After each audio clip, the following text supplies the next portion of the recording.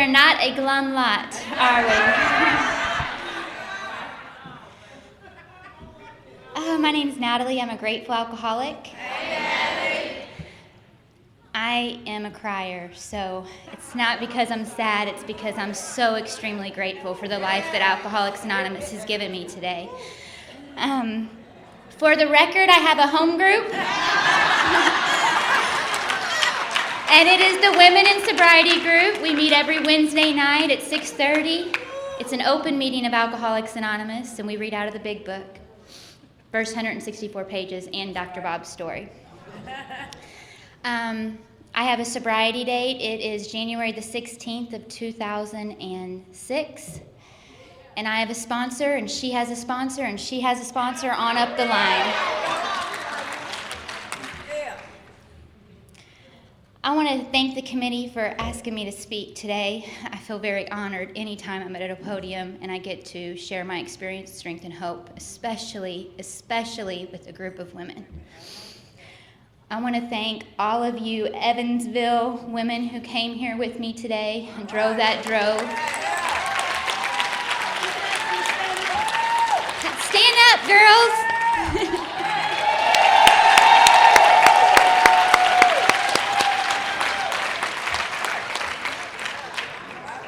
My mom's over there too, so. 26 years of sobriety that one has.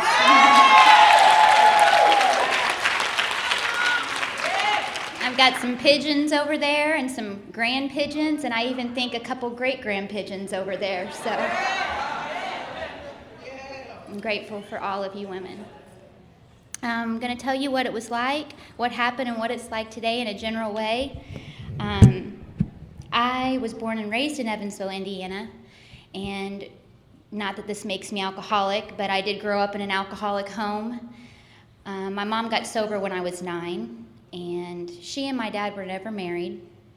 I come from a long line of alcoholics. I have an uncle who's died from this disease, and I have a grandfather who, after I got sober, found out that he died in his garage with the car on and a bottle in his lap. Just a lot of us, a lot of uncles that have tried to come in and didn't, couldn't, wouldn't, I don't know.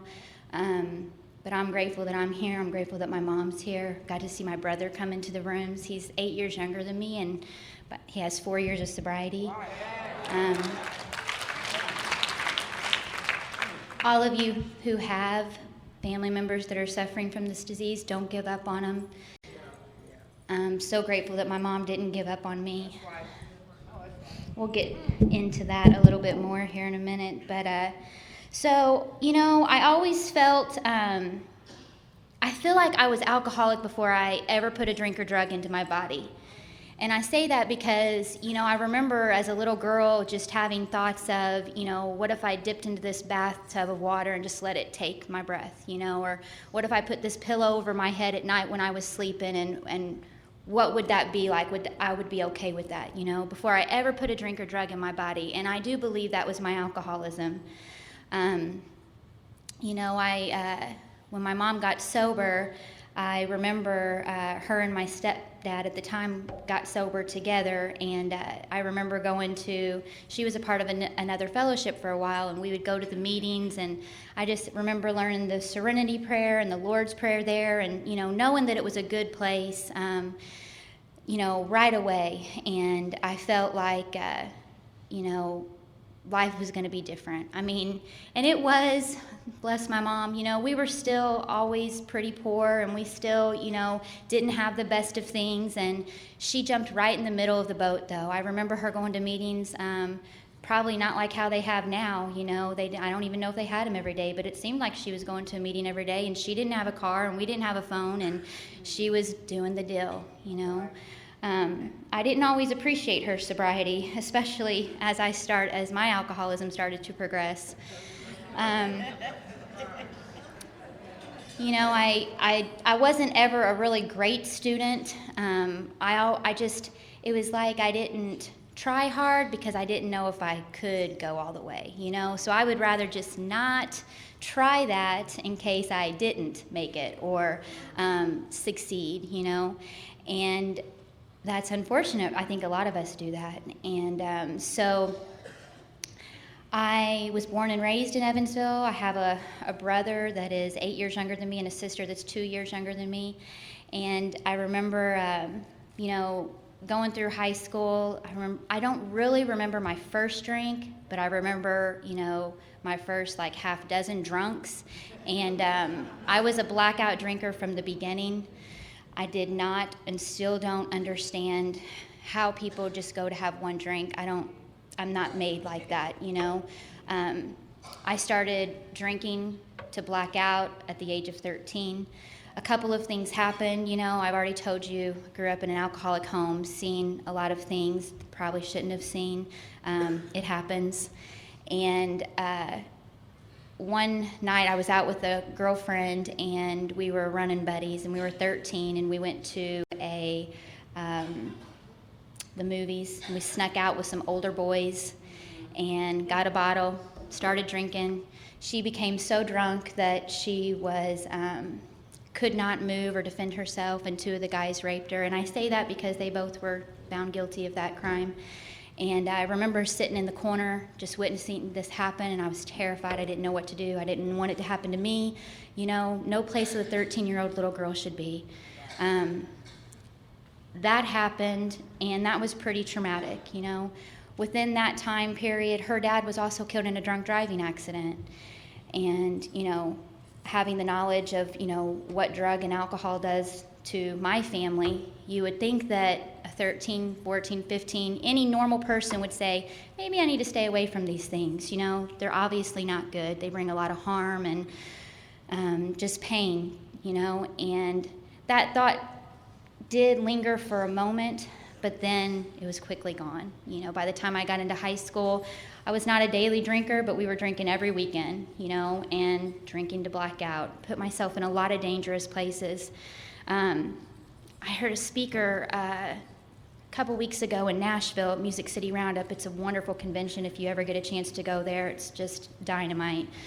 But she was talking about, all the places she had put herself in, and how many lives do we have? And I think about all of the times that I could have been raped or should have died or, overdosed or whatever the case. So many times, you guys. And I'm here today speaking in front of you women. It's amazing. So lots of things happened. And, my mom was married to this man. He was the father of my brother and sister. I called him Dad. And by the time I was 16, it had come out, that he had been inappropriate with me throughout the years and some things that he should not have done, and that happens too. And so I took that as that victim card, and that one I drank on for a long time. That's where my drinking kind of changed from, being fun, although it was still fun, but I was really drinking to escape this reality that I had, or this fantasy that I had created of anger and frustration and resentment and, just a lot of feelings that I didn't feel like I could overcome when I was sober. And so my grades went to crap, and I just started drinking to escape. I did get a 21st Century Scholarship, so I was able to go to a college, but I couldn't keep my grades up, because then it's like you're not just drinking for the weekends, you're drinking. I was drinking all the time. People start drinking in college at like 1 o'clock. Most of those people go to class. This girl did not. I could never manage that. I was not the functioning drunk ever. So I failed out of college. Those alcoholic wheels get to turn. And I was getting into fights all the time, picking fights with usually girls that were smaller than me. And until one time I picked a fight with one girl, and she had two girls behind her with her. And so the three of them kicked my butt. And that ended the fighting phase of my life. So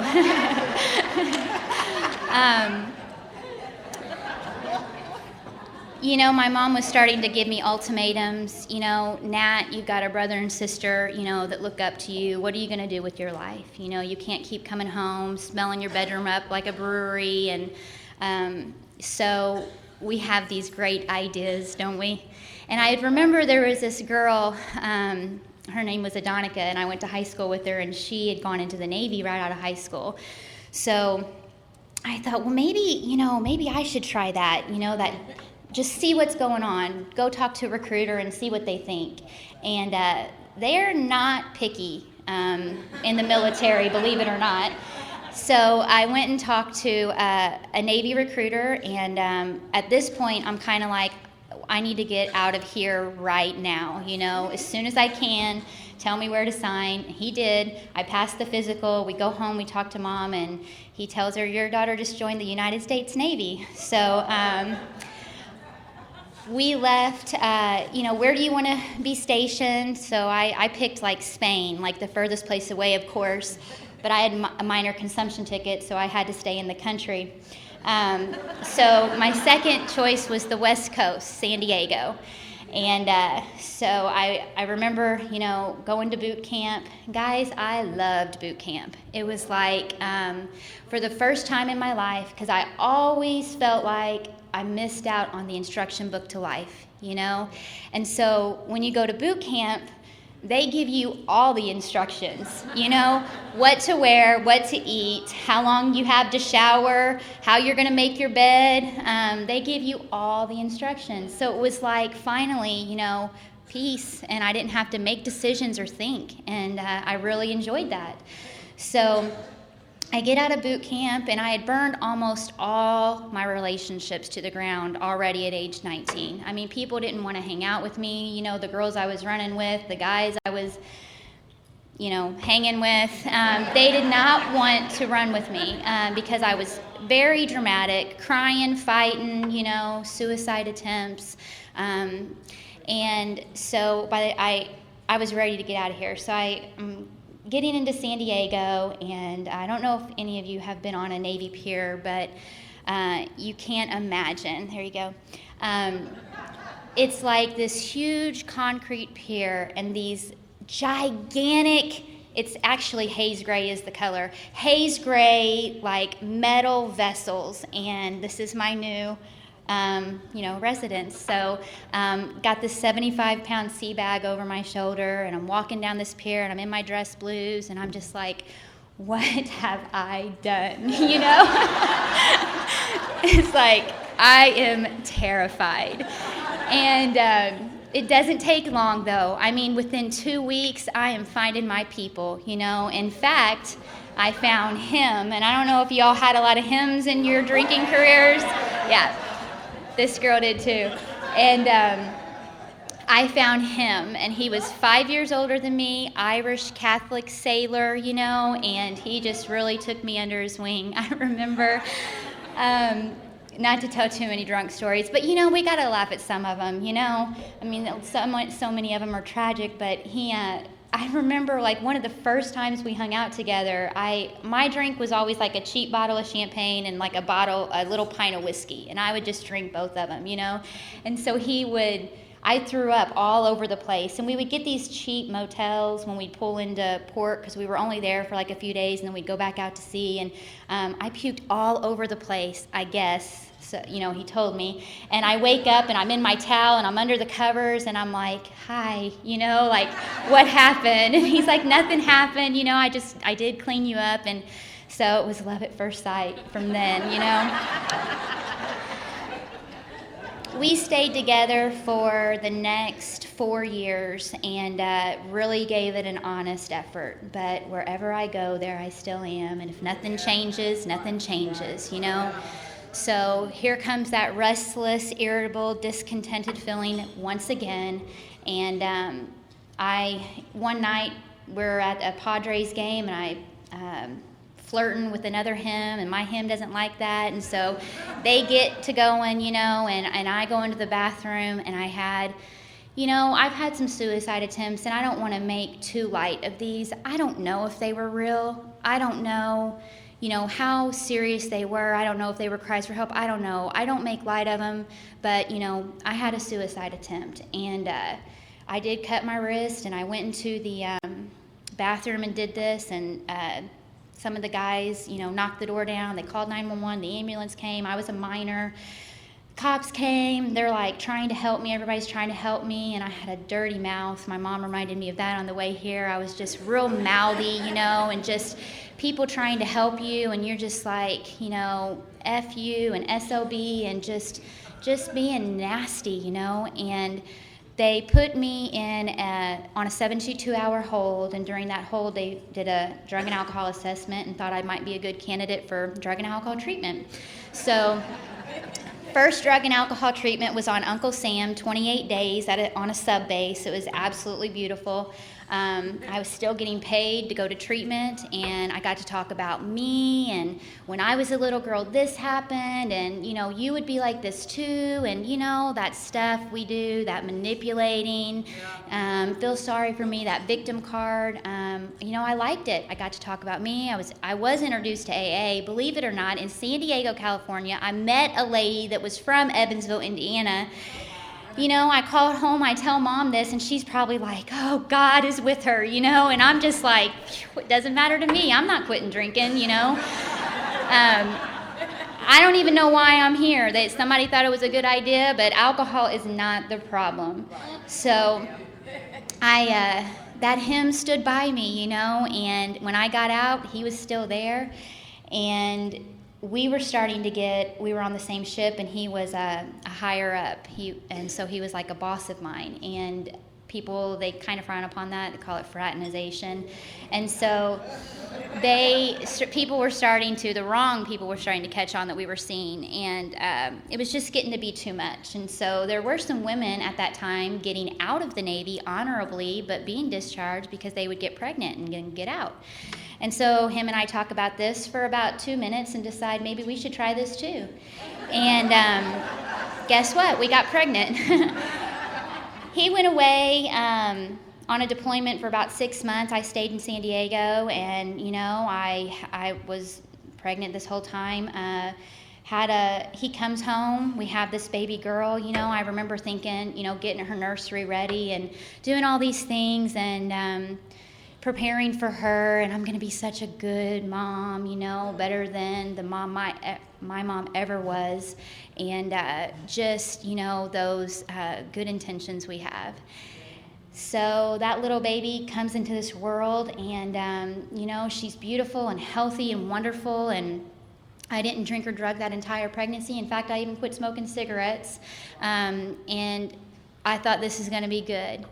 2 weeks after that little baby girl was born, I just, something happened, and I picked up drinking again, and then I started doing some other stuff, and I never really connected with that little girl, unfortunately, and I thought if you would have told me in that moment that I was connecting with her and being a good mom, I would have said, yeah, sure, I'm a great mom, but emotionally, I wasn't. I was incapable of loving her, loving anybody, and I didn't know that yet. The next few years reveal a lot, and we obviously didn't work. I had a couple affairs on him. He got me back, he had an affair on me. We're living this, horrible life, and I make the decision to come home. We had moved back, relocated to the Midwest already, so it was a little bit easier to do that. At this time, I'm like 23 years old, I've discovered the bar life, which I absolutely loved, bars and men, loved them, and that's what I'm doing all the time. I'm coming home every weekend without my husband. We did get hitched in Vegas, by the way. I'm coming home without him. I'm coming home without my daughter, and just partying and just living it up. So I decide to move home. Tell my mom, she's in my corner, I'll help you. I think she paid for the U-Haul, helped me get a little place, and I come home. Man, they talk about that tornado, in the lives of people we love, and that's what's getting ready to hit my family. I am going out all the time, ended up getting a job at a bar, and I am neglecting my responsibilities at home with this little girl. You know, the deal was that I was going to be the primary custodial parent of this baby girl, and it was too much, you know. I ended up we'd have a halfway point in Illinois, and we would meet there to drop off or pick up, and you know, his visits went from every other weekend to like him 1 week, me 1 week, then me every other weekend. And then, you guys, I know there were several times that I just didn't even show up to pick up, you know, and weeks turn into months turn into years eventually. And before you know it, I haven't had contact with that little girl in 18 months. So, you know, the next couple of years are just a series of the same crap over and over again. Get into a relationship with him, things start getting serious. You know, I don't want to be in this relationship anymore. I'm changing that. I'm not changing anything else. And another suicide attempt. I worked for a casino at this point, and we were at a Christmas party, and I was drinking, and him at the time, knew him, came home with me, and the old him still had a key, and he came in, and there was a fight, you know, and it was like so much drama that night, you know, and both of the hymns were gone, and I'm sitting there, and I'm so intoxicated, and I'm just like, I can't deal with this, you know, and I take a whole bottle of over-the-counter sleeping aid, and did not have a very good effect on me. I called my mom, and she comes once again to save the day, and she takes me to Deaconess Cross Point, and they're starting to assess me, and I can tell, you know, I might be hallucinating and talking to the Coke machine and, you know, imagining all of these people that aren't there, you know, but I know that something's going on, and they are like trying to pull some funny business. And I go outside to smoke a cigarette, and they are, you know, there's a taxi cab driving through the parking lot, and I wave him down. I'm like, I need to get out of here, you know, and so we start driving off, and here comes my mom and these doctors running out the, you know, Cross Point doors, and they're like, no, you know, he's like, ma'am, get out of my car, you know. So I'm trying to escape from there. They ended up holding me for 72 hours, and I remember, you know, getting on that scale. I don't remember a whole lot, but I remember like getting on the scale. And at this time, guys, I had, you know, put a lot of other things into my body, because sometimes the alcohol just didn't work, you know. Sometimes it wasn't strong enough, or sometimes I was having a suicide attempt, or I was getting into a fight, and I couldn't be having that, you know. I had to keep using whatever it was. And when I did other substances, they allowed me to use longer, you know, without some of the other consequences. And so I, you know, had that. They kept me for 72 hours, and I remember getting on that scale, and it was like 103 pounds, and I was just like, 103 pounds, I can't be right, you know, and that's like 20 more pounds than I am now, so imagine that. But that's that, you know, fantasy world that we live in. It's like we cannot see reality at all, and everybody else around me sees that, you know, she's being evicted. She's not being a mom to her daughter, you know. She's not keeping jobs. She's 103 pounds, and I don't see anything wrong with what I'm doing. Nothing. And so, you know, for the next year is when, you know, I start hitting my bottom slowly. And I met a drug dealer, and we became, you know, a nice little couple. And it was, I was being evicted from my home, and he had a home, so I was going to move into his. And I found out I was pregnant by him, and that was scary. I did not want to have that baby at all. I planned on terminating that pregnancy. I wasn't afraid of doing that. I had done it before, and I wanted to do it to this pregnancy. I was using every day at this time, and I remember going to Bloomington and getting ready to, you know, have this procedure, and the laws had just changed in a way that you had to watch a video. and you couldn't have the procedure and watch the video on the same day. So they were like, you're going to have to come back in a week. Well, that never happened. I remember being about 20 weeks pregnant, and I had gone to one prenatal visit, and he said, okay, now you need to go have some lab work done. And I was like, no, that's not going to happen, because I knew what that would reveal. So I just pretended in my head that I wasn't pregnant, you know. There's some more really good delusion for you. You know, not to be too graphic, but I feel like, you know, we really have to be honest up here about where this disease takes us. And I, you know, remember feeling, you know, movement and just putting it out of my head and not being able to be happy, you know, being so full of guilt and shame because of what I was doing, what I had become, the lines that I had crossed, you know. I remember my mom told me there was like a time in there about 20 or 24 weeks when I was pregnant, and I had gone to see my mom, and I wasn't ready yet, but I was getting ready, you know. And I remember her saying, Nat, your life was not supposed to be this way, you know, and never guilting me, never shaming me, never did I feel judged by her, giving me a stack of books. I know that the top book was Let Go and Let God. I don't know what any of the rest of them were because I never made it through the stack. And just thinking, you know, could I? I mean, going home and talking to him, could we, you know? And then the thought just leaving. And I kept using the entire pregnancy. That relationship was also very, very abusive. Not just him. I was giving it just as much as I was receiving it, you know. And we just could not live life together doing what we were doing, you know. It's not human nature to be like that. She was supposed to be due around Christmas time, and it was December the 6th, and I started having labor pains.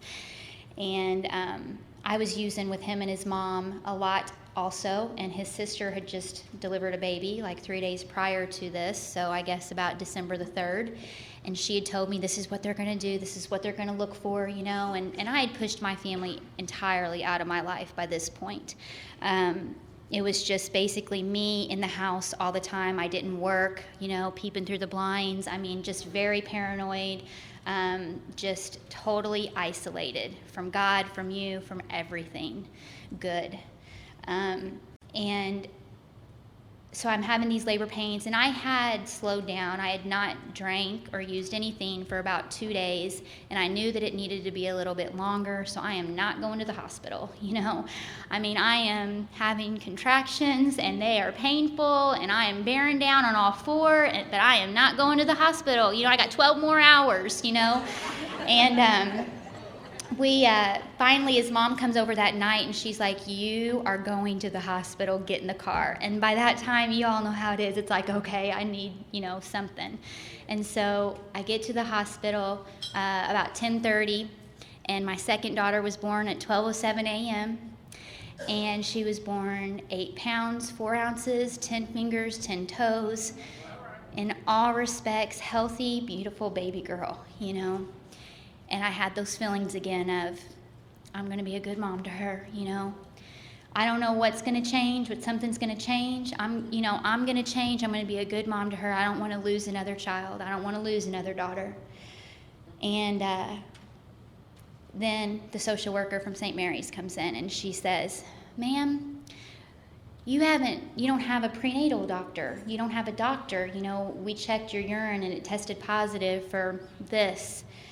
Yeah, I know. I took this because I wanted to clean my house, you know, before the baby was born, and I was nesting and, you know, needed to get some things done. And, well, do you have a prescription for that? No, I don't have a prescription for that, you know. And there goes those alcoholic, you know, wheels turning again. How can I get out of this? And I proceeded to tell this whole lie about how Dad didn't know anything of my drug use, and, you know, I'm not really a drug addict or an alcoholic, and, you know, this is just, this was, you know, just a mistake that I made. And they bought it, man. Department of Family and Children came in. they bought it, and they, gave us some guidelines. You need to jump through these hoops, and then you can have your kid back, hopefully. And so we put on this, big, like, happy face, and we're this big happy family, and tried to get through this. And I mean, that was horrible. That was December the 7th, and my sobriety day is January the 14th. So for the next 5 weeks, I am trying, white-knuckling, trying not to use, not because I want to, but because someone told me I have to. And that is the ultimate torture, He's still slinging dope and selling and doing, and I'm just like angry now and jealous, and I want to be doing what he's doing, and forget that I want to be better. I want to be a mom to this little girl, I want things to be different. And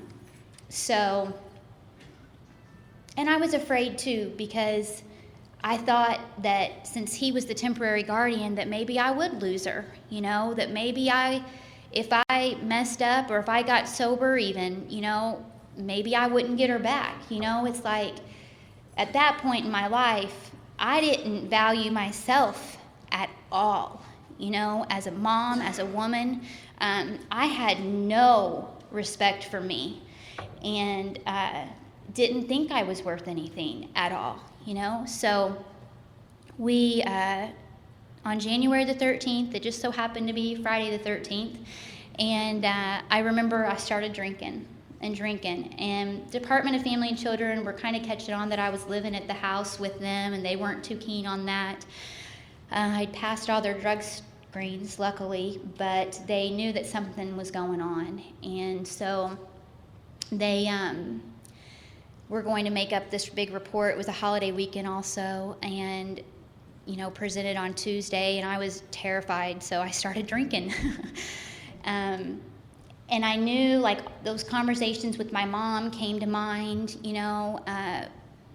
Your life wasn't supposed to be this way, Nat. I remember telling his mom and his sister that, and just saying, I don't think I want my life to be this way, And I just didn't know how. It sounds ridiculous growing up, in a recovering home and still not knowing how. How do I change this? What do I do next? And that night, I know I was blacked out. I don't know what all happened.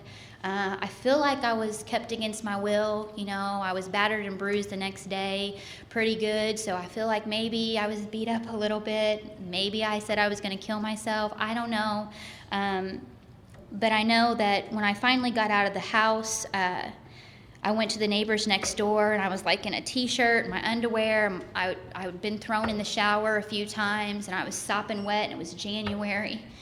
And my neighbor, thank God, answered the door, and I called my little brother, and I said, I need your help. And he came, and we went to his apartment, and I just started telling him everything that's happened. I'm like, Andrew, you know how we are. Andrew, we got to call the cops, I think, what they're going to do to my little girl and all this stuff. And I'm just dramatic and, just going crazy. And he's like, we are not calling the police. And my brother and I, we ran pretty hard together too. And so now that he's sober, we kind of swap stories. And it's interesting because that night, apparently he had large amounts of marijuana and unregistered firearms and a bunch of cash in his apartment. So he did not want the cops up in there. You know what I'm saying?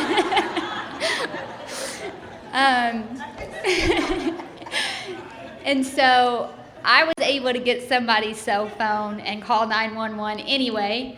And they're taking all these safes and everything across the hall to, I can't even remember what his name was, but he was this big guy, and they're taking all this stuff over there to his apartment. So by the time the cops show up, I'm telling them my story, and I'm drunker than a skunk. And I'm, at this point, really starting to see the way that you guys are looking at me. Not you guys, really, but more like the people out there, how they're looking at me. Like, the counselor from St. Mary's and the Department of Family and Children social worker and this cop, like what are you telling me? You don't have custody of your daughter, but, because of your drugs and drinking and you're drunk and what do you want me to do about this,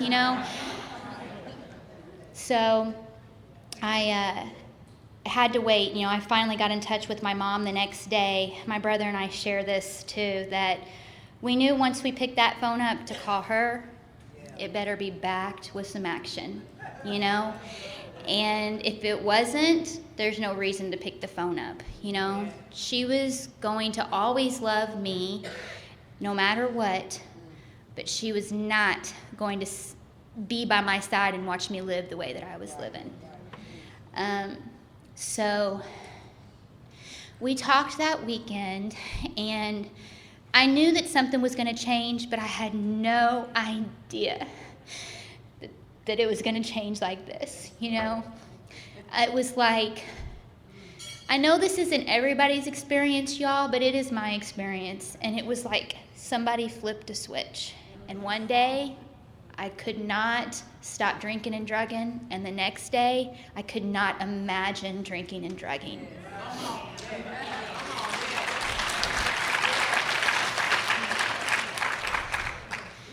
I really relate to Bill's story, and his spiritual experience, because mine was sudden, and it was powerful, and it was quick.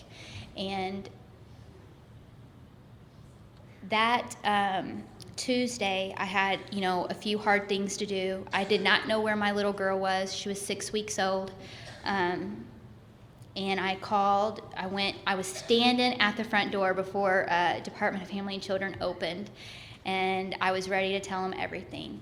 And that was very freeing and liberating. It's like you're always afraid to tell the truth. I was always afraid to tell the truth because of the consequences, But the gifts that I received that day from being honest, it onset this whole journey for me, and I just said, please go drug screen him. I know you have no reason to believe me. I know that I've lied to you, but I'm telling you, that little baby is not safe. And so they did, and she was so mad at me. That social worker was mad at me. You've made a mess of things, Natalie, and I don't know if we're going to get around to that today, and we'll do our best. And she did, and he tested positive, obviously, for some things, and my daughter spent a week and a half in foster care. A few things happened in that week and a half. One, I went to my first meeting, and it was my home group now. And at that time, it was my mom's home group. She had started that meeting. There were about 5 women there, and I picked up my white chip. And I remember still to this day what those tears rolling down my cheeks feel like. Just hot and just scared and nervous and just ready, And those women put their arms around me, and they, it's my mom's home group, so they're like, we've been praying for you. And I believed them. For the first time in my whole life, I felt like I was exactly where I was supposed to be. I went to a meeting every day after that for the next 9 months. I know everybody can't do that, but I am so grateful that I was able to do that. My mom had never met my baby, and she was born addicted to a few things. And my stepdad at the time, who he has 29 years of sobriety, was a probation officer for courts, for people like us. And they had never met my baby, and, the reality of it is that most of us don't make it. Just because we lose our kids, or just because we're in a little bit of trouble, or just because we have some consequences, doesn't mean we're going to make it, And I remember when the judge said, Natalie, what do you want to happen with your daughter? And I said, just put her in foster care. It's a neutral place for her. I was never in a million years going to ask my mom and her husband to take that burden on. Never in a million years. Because the plan was I was going to go up to Bloomington and live in a halfway house until I could get her back. And, try to focus on my recovery first, then try to step into those shoes of being a mom, And I remember when the judge said, okay, because his family was fighting for her, and I was like foster care, and when my mom and her husband stood up and said, we want to be considered for temporary placement of this baby. Man, talk about a blessing. The judge saw it fit, even though they'd never met that baby, that she be placed with them.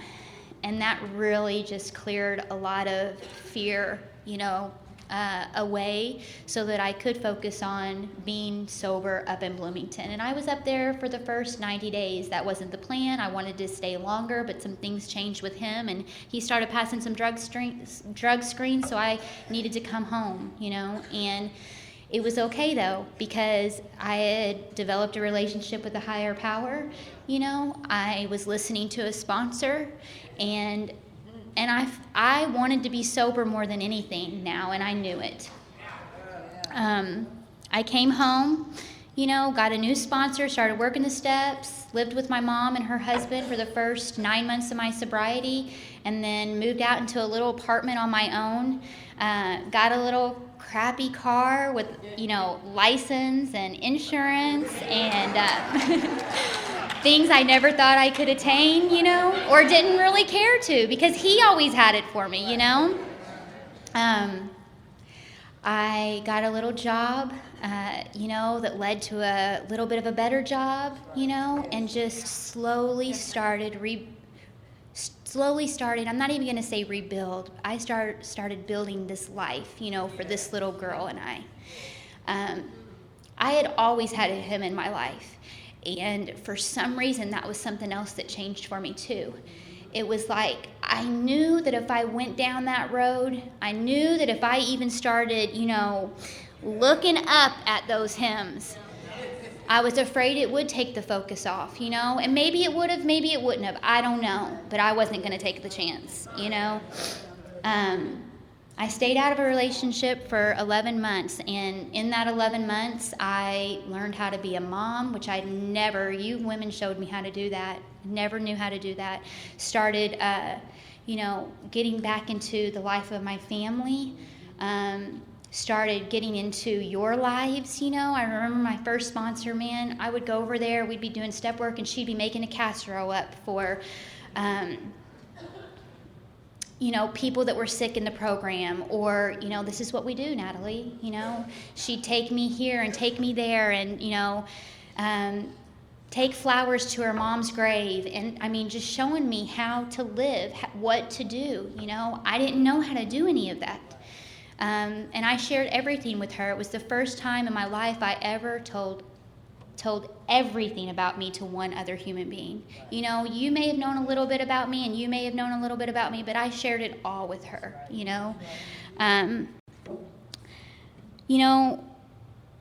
recovery has given me everything, because I'm here, because I just tried to do the next right thing, and not have an opinion about it. Try to get up each morning and do the next right thing. I have a life that I never, ever could have imagined, I've gotten married to another member of this program, and I have more sobriety than him.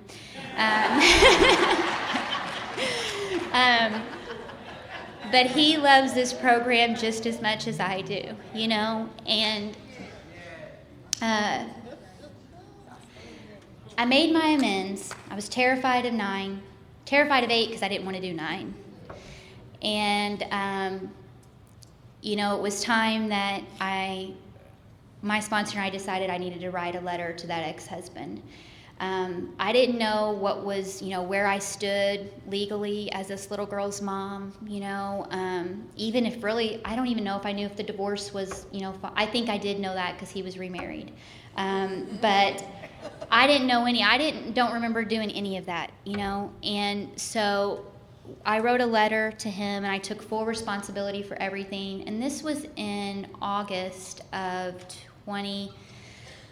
this was about 8 years ago. I've still been trying to get in contact with that first daughter of mine, And, I did have a conversation with him about 5 years ago, and he just said, look, Natalie, you came in and out of our lives too many times. And it's not been easy for her, and she's had a lot of battles to fight and a lot of things emotionally to overcome. And I'm not going to let you come into her life again. And although I did not agree with that, I lost all rights to that little girl, legally. And she had a new mom. And there are moments where I still feel like maybe I'm not doing enough, But then I have to remember this is God's plan. And I do have a feeling that one day her and I are going to be reunited. But I don't have to drink or drug about that today, And I can just pray for her, be a mom to my 2 little girls now. I told you I got married. My husband and I, we have a 3-year-old, and she's a sober baby. And let me tell you something, being pregnant with her was awesome. It was like one of the best amends I've ever felt like I really made, being sober during that pregnancy and, kind of like as I'm sorry to God and I'm sorry to my second little girl and I'm going to do this sober, and I was able to be happy during my pregnancy and be a mom to her now, and man, it's just awesome. This week leading up to this, it's been kind of a crazy week, and I've been really off, and I just haven't.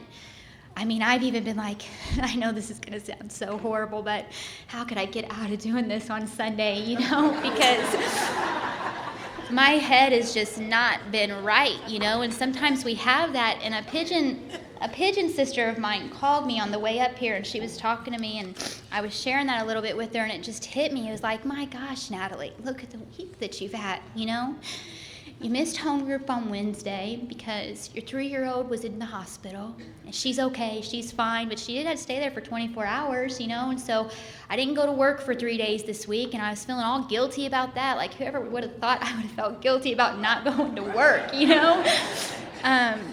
So my husband's been gone this weekend, and it's just been, I've just been off, and it doesn't take long. No matter if I have 9 years of sobriety or not, man, if you get me just out of that middle just a little bit today, I feel it, and I do not like it. I'm constantly reminded about, just a few weeks ago, we had 3 girls in my home group pick up white chips, and it's like, as much as I'm grateful that they picked up those white chips, I'm so glad it wasn't me, But I need to see that, and I need to remember that, and the only way I can see it if I'm there, I'm just really grateful to be here. I'm so glad all of you here, and that's all I have.